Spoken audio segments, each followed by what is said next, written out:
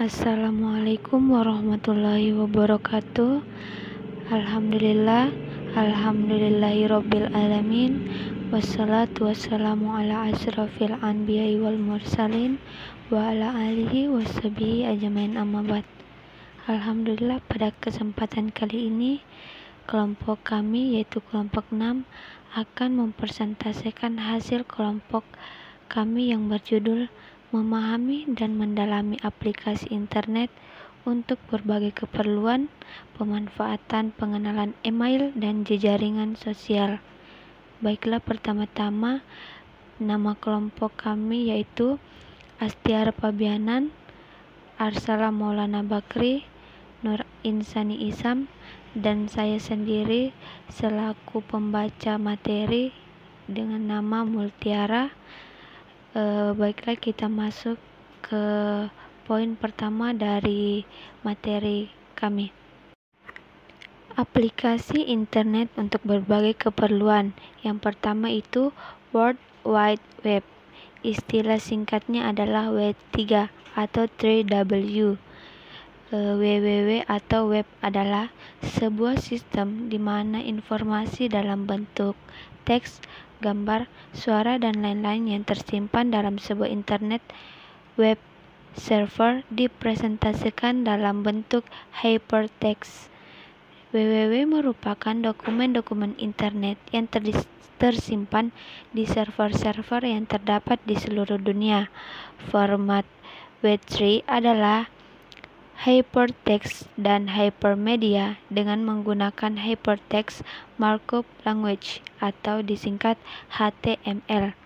Membuat file berformat HTML ini dapat secara perintah manual yang diketik dalam program Notepad atau bisa disebut dengan penyimpanan extension diubah menjadi HTML atau melalui berbagai macam program pembuatan dokumen untuk WWW. Contoh yaitu Microsoft Frontpage.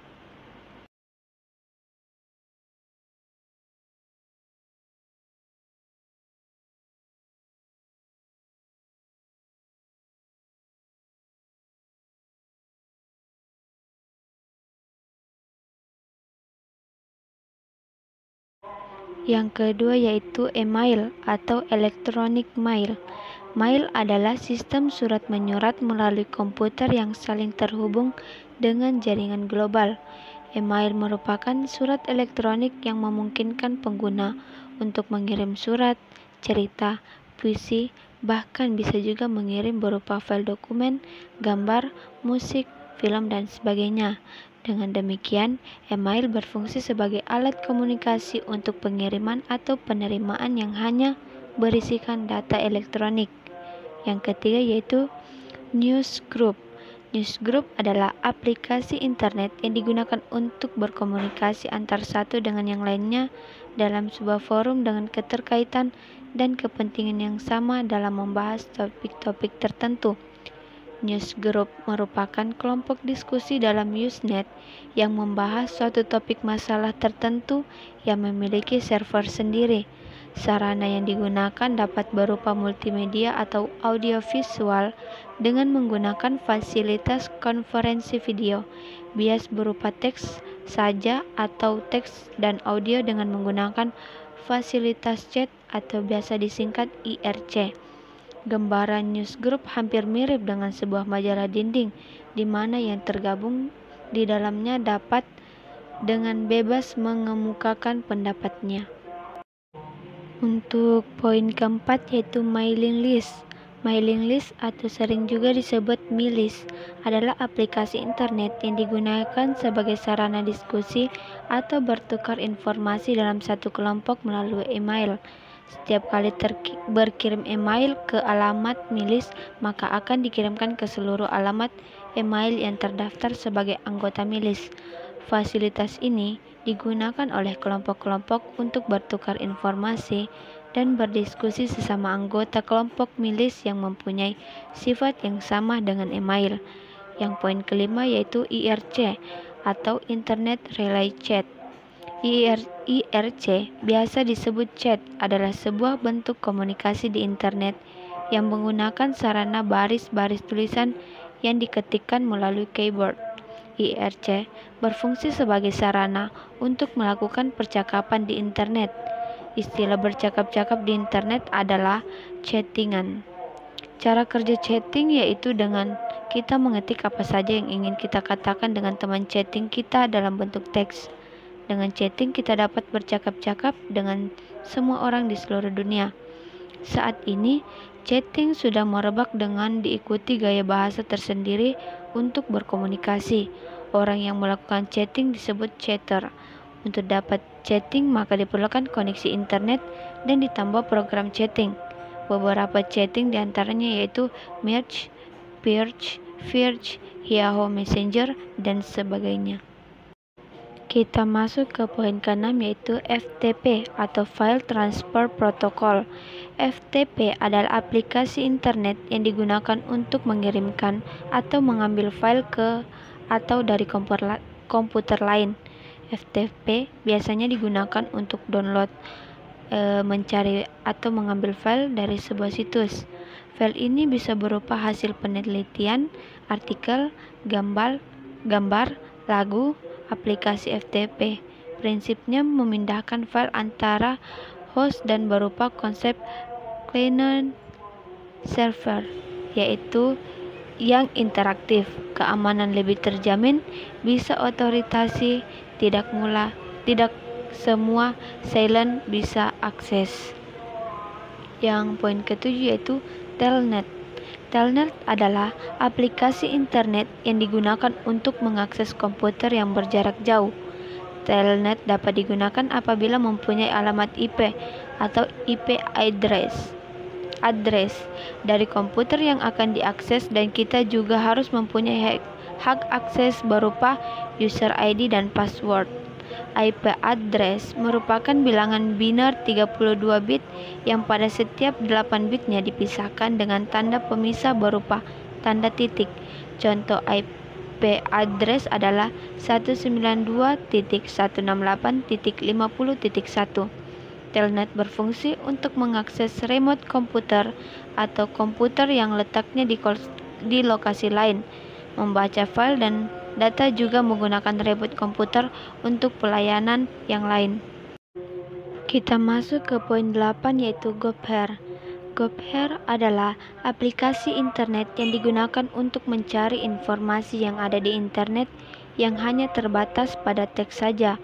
Gopher merupakan program internet yang digunakan untuk mempermudah pencarian, penarikan, dan pengambilan informasi atau navigasi karena menyediakan struktur berbentuk menu direktori dan subdirektori.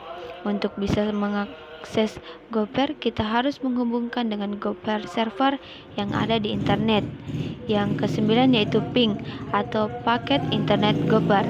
Ping adalah aplikasi internet yang digunakan untuk mengetahui apakah komputer kita sudah terkoneksi atau terhubung dengan komputer lain di internet. Pengecekan dapat dilakukan dengan mengirimkan sebuah paket data.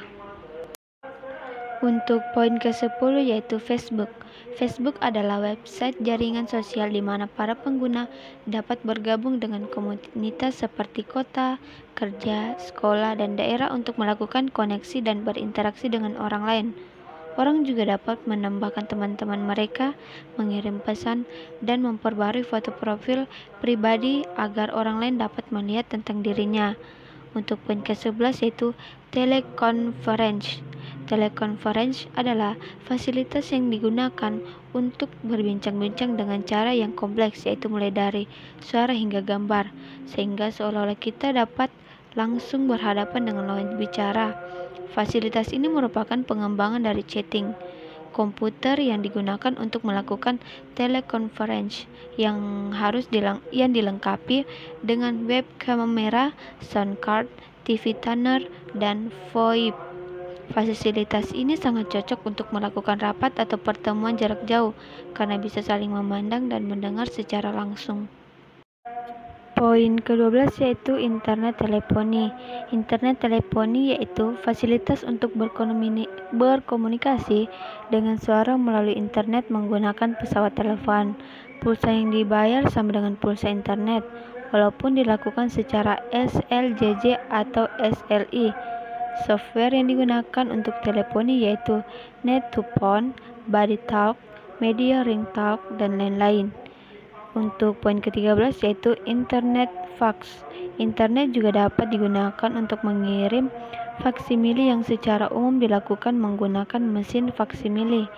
Biaya yang dibebankan adalah biaya lokal atau sama dengan internet. Fasilitas ini sangat memudahkan para sekretaris perusahaan untuk mengirimkan faksimili dalam jumlah yang banyak.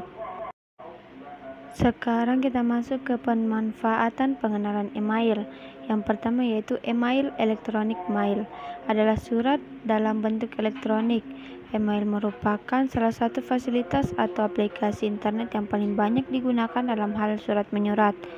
Adapun manfaatnya yaitu pertama, media komunikasi.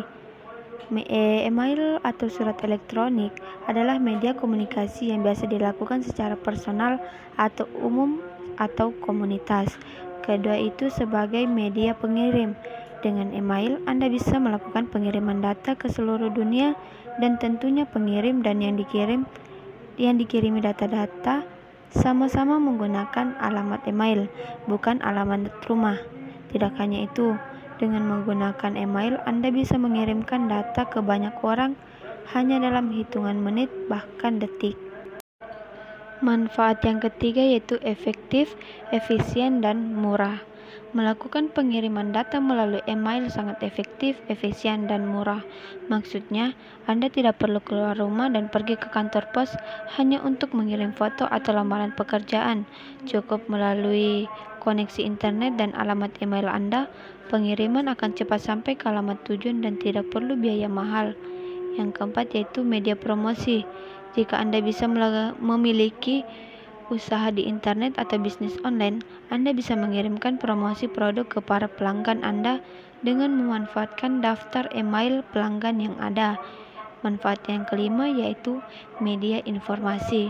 Melalui email, Anda bisa mendapatkan informasi-informasi terbaru dari seluruh dunia yang Anda inginkan dengan cara menjadi pelanggan informasi dari media yang Anda tentukan.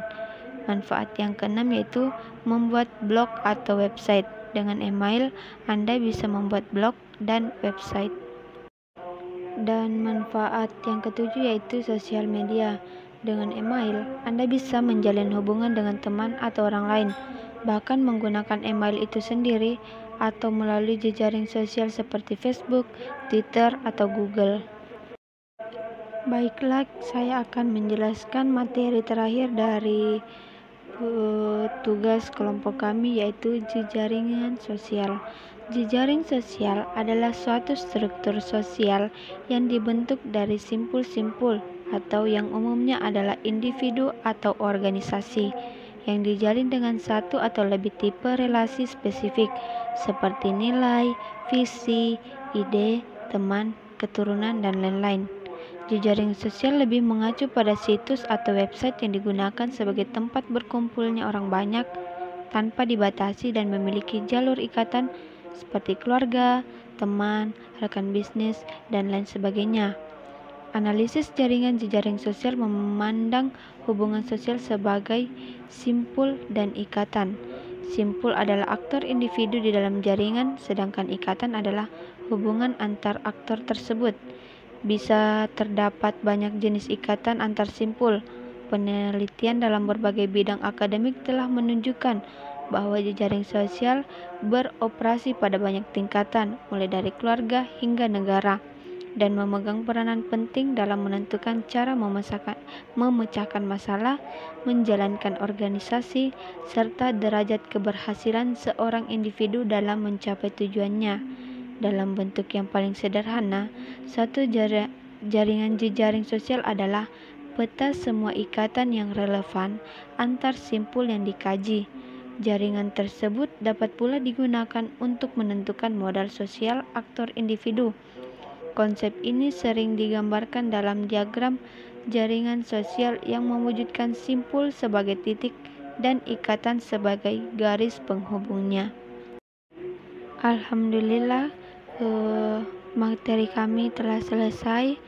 Mungkin itu saja yang bisa saya jelaskan untuk materi dari kelompok 6.